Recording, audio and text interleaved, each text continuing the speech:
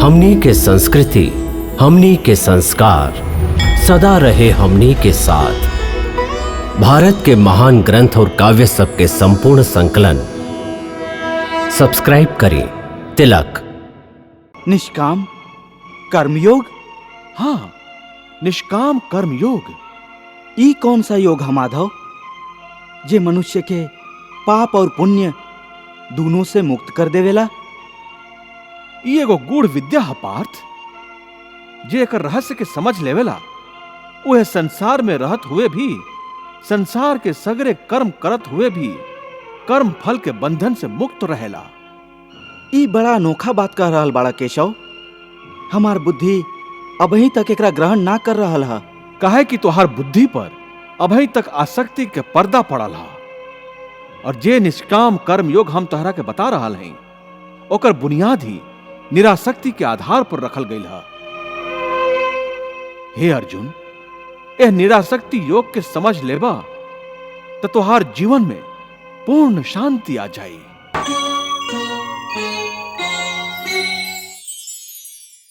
सुख दुख, लाभ हानि, जय पराजय अथवा हार जीत के एक समान समझ के खाली ए खातिर युद्ध करा, काहे कि ए समय युद्ध कैल तोहार कर्तव्य है। और यदि एह मानसिक वृत्ति से एकरा के अपन धर्म समझ के युद्ध करबा तो तोहके ओकर पाप ना लागी। ई का कहता रा केशव कि युद्ध करके पाप ना लागी? युद्ध में तो इतना हिंसा हुई, लाखों प्राणी लोग के हत्या हुई, फिर मनुष्य ओकर पाप से कैसे बची?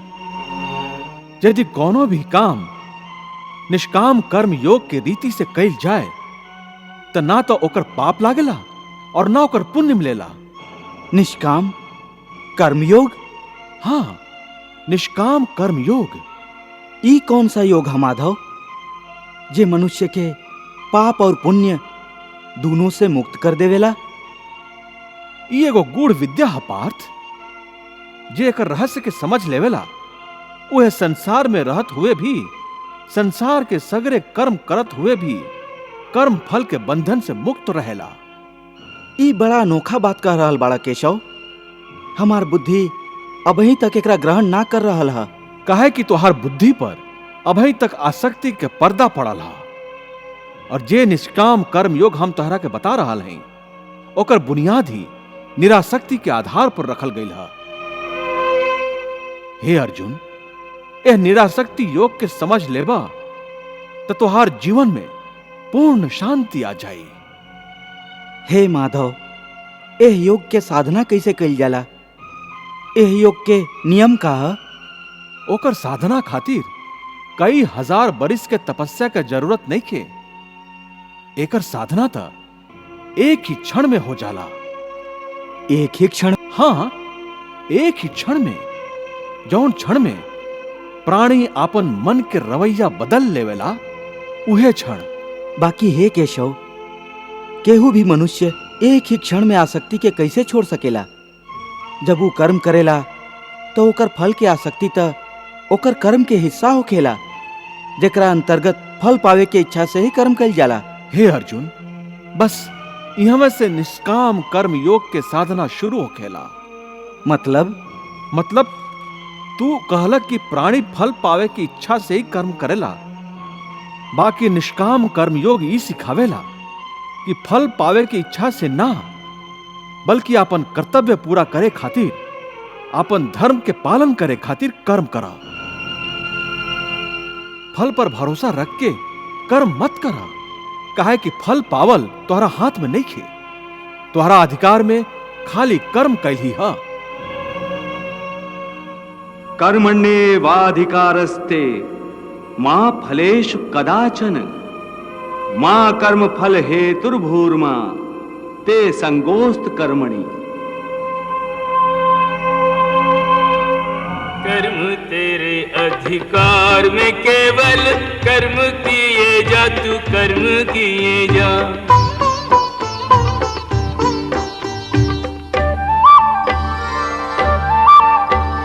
फल की इच्छा त्याग के अर्जुन, पालन अपना धर्म किए जा।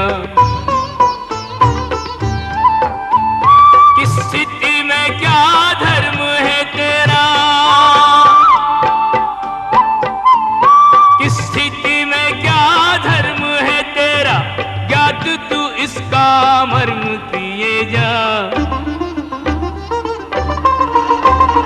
किसकी में क्या धर्म है तेरा, ज्ञात तू इसका मर्म किए जा। तेरे लिए जो धर्म है निश्चित निष्ठा से वो कर्म किए जा। तेरे लिए जो धर्म है निश्चित निष्ठा से वो कर्म किए जा। हे पार्थ, तू कर्म कर सकेला, कर्म करे के संकल्प कर सकेला, बाकी एकर फल पावल तोहरा हाथ में नहीं खे। हे मधुसूदन, हम जौन कर्म के संकल्प करब वो काम तो हम करब ही। जब भोजन करे के निश्चय करके बैठब त निवाला उठा के मुंह में रखब ही, तबे तो ओकरा खाइब। यदि वो भोजन के निवाला तोहरा प्रारब्ध में नहीं खे तो ओकरा के तू मुंह तक तो ले जाइबा, बाकी ओह निवाला की एगो दाना भी अपना मुंह में ना रख सकबा। हे अर्जुन, खाली कर्म के संकल्प ही प्राणी के अधिकार में है, ओकर फल प्राणी के अधिकार में नहीं खे। ऊ कैसे? हम बतावत ही कैसे। पार्थ, थोड़ी का ओ दृश्य के कल्पना करा कि एगो नगर के धनवान के सामने कई गो स्वादिष्ट भोजन के थरिया परोसल गई हा। थरिया सोना के हा, गर्मा गर्म व्यंजन भरल हा, जेकरा के देख के वो बहुत प्रसन्न हो रहा हा।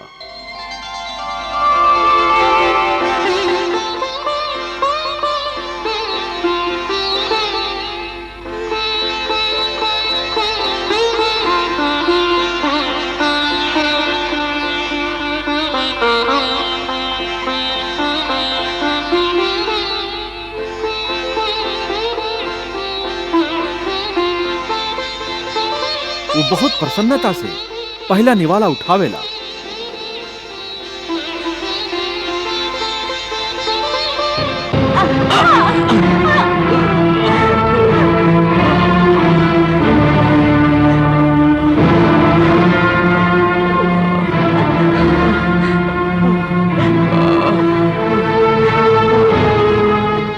देख लेला कि जब प्रारब्ध में ना होखे तो मुंह तक पहुंच के भी निवाला छिन जाला।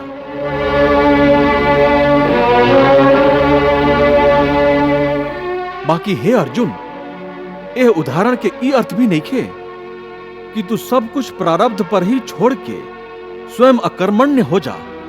याद रखा, हम कहले हैं मां कर्म फल हेतुर्भू माते संगोस्तु कर्मणि। हे केशव, तोहरा कहला के अनुसार यदि फल प्रारब्ध के अपन मर्जी से ही देवे के है, तो फिर प्राणी के कर्म करे के जरूरत ही का है? कर्म करे के जरूरत ही कहा? ई जाने से पहले ई तो जानला कि प्रारब्ध का है, प्रारब्ध कैसे बनेला। हे केशव, प्रारब्ध का है ओकरा जाने में का मुश्किल है? ई तो सीधा सा बात है कि जे भगवान के इच्छा है उहे मनुष्य के प्रारब्ध होकेला। ना अर्जुन ना, ई धारणा सत्य नहीं खे। काहे सत्य नहीं खे? काहे कि हम केहू के प्रारब्ध ना बनावेली, ना हम कोनो प्राणी के कर्म अथवा कर्म फल के हिसाब में दखल देवेली। यही से प्राणी लोग के प्रारब्ध बनावे में हमार कोनो हाथ ना होला। फिर के बनावेला प्राणी लोग के प्रारब्ध? प्राणी लोग के आपन कर्म। मतलब ई कि प्राणी जैसन कर्म करी ओकर वैसने फल पाई। अच्छा कर्म करी तो अच्छा फल मिली, और बुरा कर्म करी तो बुरा फल पाई। उ जे प्राणी के अच्छा बुरा कर्म के अच्छा बुरा फल के हिसाब है, एकरे के प्रारब्ध कहल जाला। अपन पुण्य कर्म के फल के रूप में सुख और अपन पाप कर्म के फल के रूप में दुख प्राणी के यह जन्म में या अपन अगला जन्म में भोगे के ही पड़ेला। उ टल ना सकेला। ऐसे अकर्मण्य भइला बिना निरंतर अपन धर्म के अनुसार कर्म करत जा, और मन में पक्का विश्वास रखा कि जैसन नियत के साथ तू कर्म करबा उहे नियत के अनुसार तो के फल जरूर मिली। कर्म के अटल विधान है, एमे कब्बो केहू के संगे अन्याय ना हो सकेला। हे अर्जुन, प्राणी के कोनो भी कर्म नष्ट ना होला। मनुष्य के अपन हर कर्म के फल जरूर मिलेला। इस तरह प्राणी के कर्म के अनुसार वो कर्म के फल हर मनुष्य के प्रारब्ध में लिख दिया जाला। यही कारण हर जन्म में मनुष्य आपन ही कर्म के बंधन में बंधा जाला। यह कर्म के बंधन में बंधा जाए के कारण मनुष्य आवागमन मतलब जन्म जन्मांतर के चक्रव्यूह में फसल रहेला और ओकरा मोक्ष प्राप्त ना हो पावेला। कर्म के बंधन से आवागमन या जन्म जन्मांतर के का संबंध है? मनुष्य अपन एक जन्म में जे कर्म करेला वो कर्म के फल के रूप में पाप और पुण्य दोनों ही होखेला।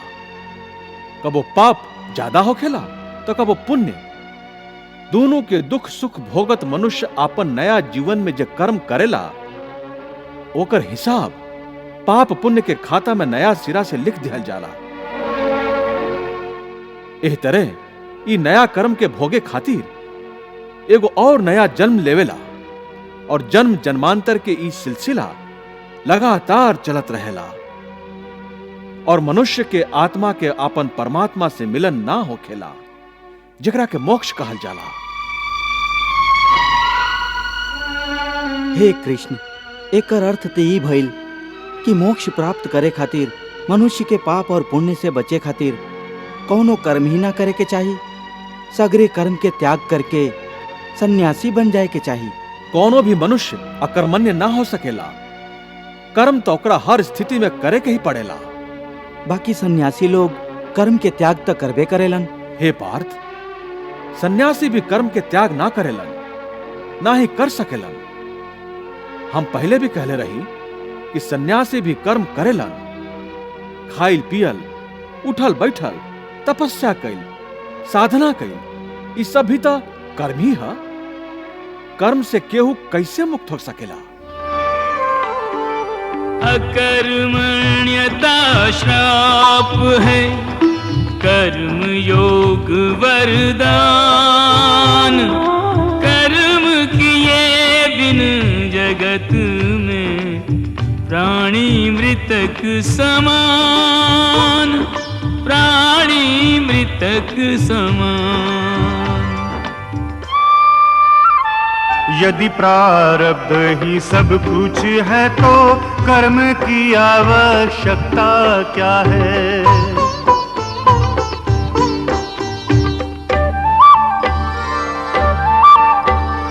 कर्म बिना प्रारब्ध न बनता, इसलिए कर्म विधान बना है। फल पर यदि अधिकारी नहीं तो, फल पर यदि अधिकारी नहीं तो कर्म का पौधा क्यों बोना है? फल पर यदि अधिकारी नहीं तो कर्म का पौधा क्यों बोना है? कर्मों के फल की प्राप्ति है अर्जुन, जन्मों का लेखा जोखा है। कर्म से हो सब धर्मों का साधन, इसलिए कर्म महत्व बड़ा है। हे केशव, जब कर्म से मनुष्य मुक्त ना हो सकेला तो वो कर्म कैसे करे कि ओकरा पाप और पुण्य से मुक्ति मिले? हे पार्थ, एकर तरीका ई है कि मनुष्य फल के इच्छा त्याग के कर्म के आपन धर्म समझ के करे। फल ओकरा जरूर मिली, बाकी फल के ऊ विधान की इच्छा समझ के स्वीकार करे। ज्ञानी पुरुष यह योग के अपना के कर्म योगी बन जालन। वाह, कितना महान सत्य प्रभु सहज ही बता दिली। वो कैसे भगवन? देवी, सगरे भय, चिंता, क्लेश के मूल में आसक्ति हो खेला। कर्मयोग फल के आसक्ति के त्याग करे के कहेला, मतलब निष्काम होके कर्म करे के कहेला। ऐसे मनुष्य के का लाभ होखेला भगवन? लाभ ये हो देवी कि कर्मयोग चित्त के शुद्ध और भय मुक्त कर देवेला। देवी, भय मुक्त होके ही मनुष्य जीवन के आनंद में बिता सकेला। अर्जुन के प्रभु यह रहस्य समझा रहल हैं।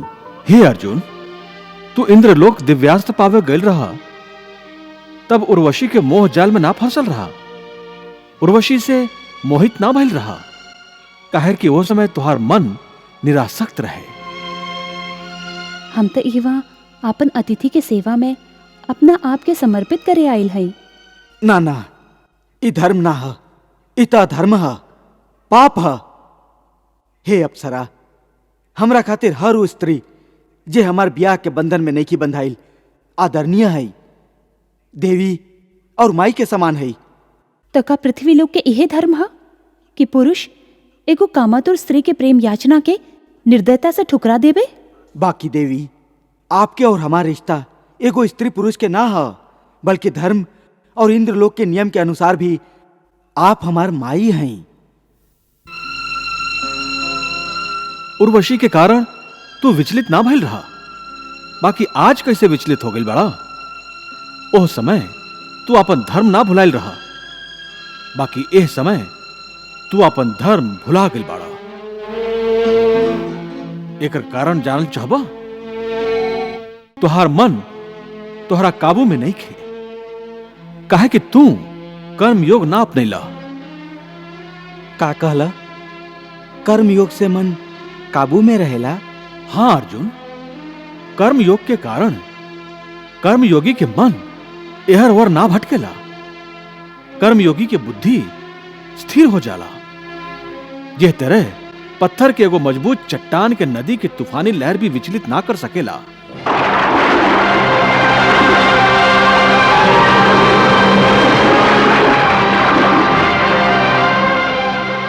अथवा बहुत बड़ा पानी के झरना भी जौन पत्थर के ना तोड़ सकेला, वही तरह कर्मयोगी के मन भी ना बाढ़ से विचलित हो सकेला और ना ही भावना के वेग से खंडित हो सकेला।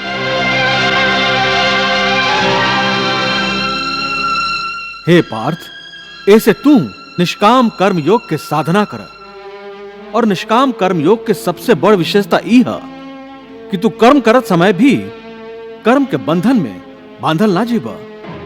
कर्म करत भी कर्म के बंधन में ना बांधल जइबा।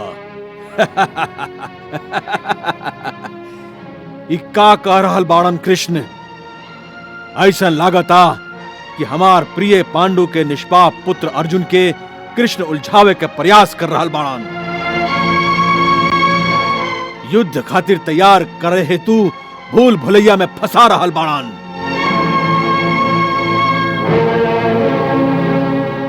हे केशव, तू हमके कौन सा भूल भुलैया में डाल रहल बड़ा?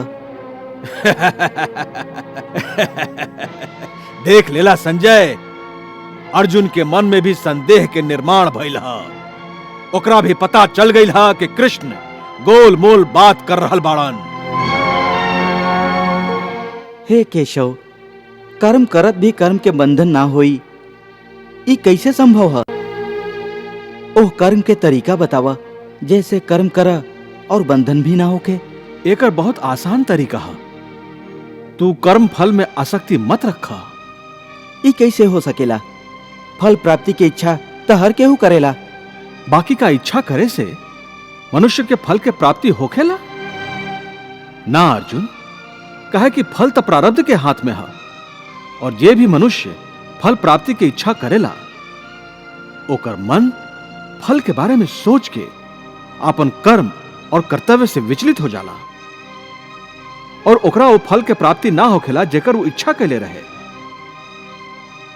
पार्थ, मनुष्य खाली कर्म कर सकेला, फल कबो मनुष्य के अधीन नहीं है। केशव, यदि फल के प्राप्ति मनुष्य या ओकर कर्म के अधीन नहीं खे तो वो कर्म ही काहे करी? कहे कि मनुष्य के धर्म है आपन कर्तव्य के पालन कैल, एक कर्तव्य पालन खातिर आवश्यक कर्म कैल। बाकी हे केशव, फल प्राप्ति के कामना छोड़े पर मनुष्य में कर्म करे के प्रवृत्ति उत्पन्न कैसे हुई?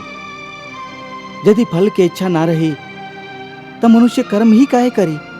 हे अर्जुन, जे साधारण मनुष्य फल की इच्छा से ही कर्म में प्रवृत्त होकेलन, उस सुख दुख आदि के चक्र में फंस जालन और उनका मन के शांति नष्ट हो जाला।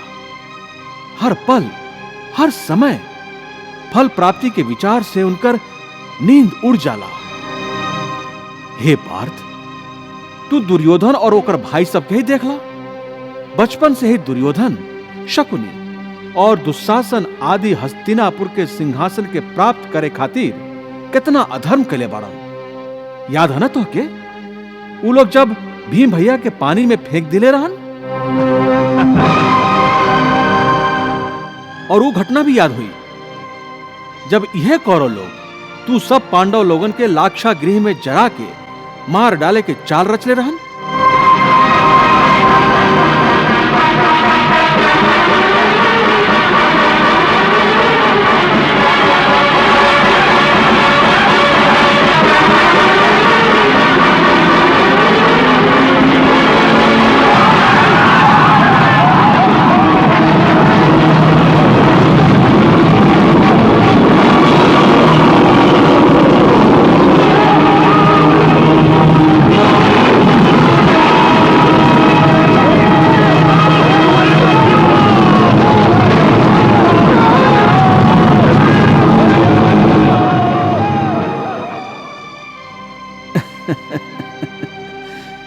कैसन लाजवाब चाल रहे वो लोग के। ओ आग से तू लोगन के जीवित बच के निकलल असंभव रहे। कितना योजनाबद्ध काम रहे। बाकी एक कर्म के फल उ लोग के मिलल ना। कहे कि प्रारब्ध के योजना कुछ और रहे। एह तरह तू लोग के इच्छा के विरुद्ध जब सगरे प्रयास विफल हो गए तो ऊ लोग तू सब लोगन के छल कपट से काम लेके 12 बरस के वनवास और 1 बरस के अज्ञातवास में भेज दिलन।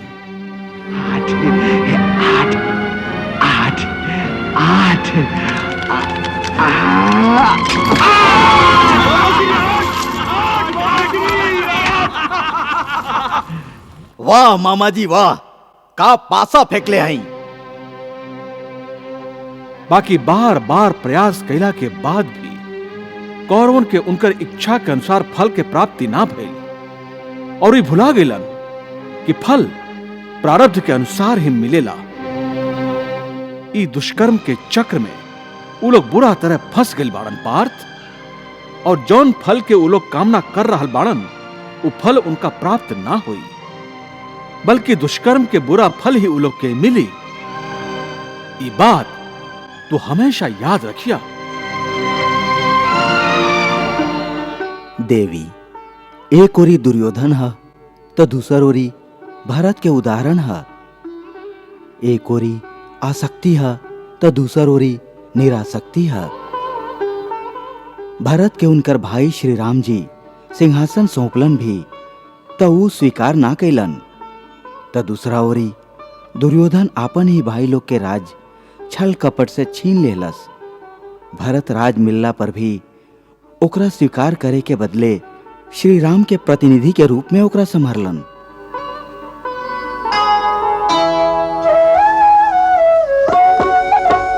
राम भक्त ले चला रे राम की निशानी। राम भक्त ले चला रे राम की निशानी। शीश पर खड़ा हूँ अखियों में पानी। राम भक्त ले चला रे राम की निशानी। राम भक्त ले चला रे राम की निशानी।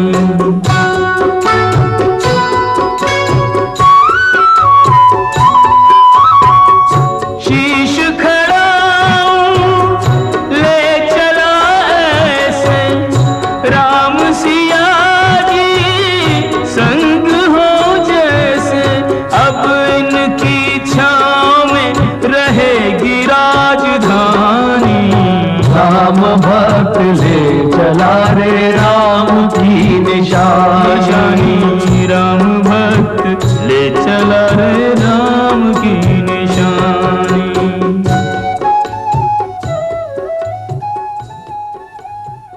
देवी, यह एगो महान योगी के उदाहरण जे पूरा तरह निरासक्त है। और ओहर देखा आसक्ति और लोभ के दलदल में फंसल दुर्योधन के।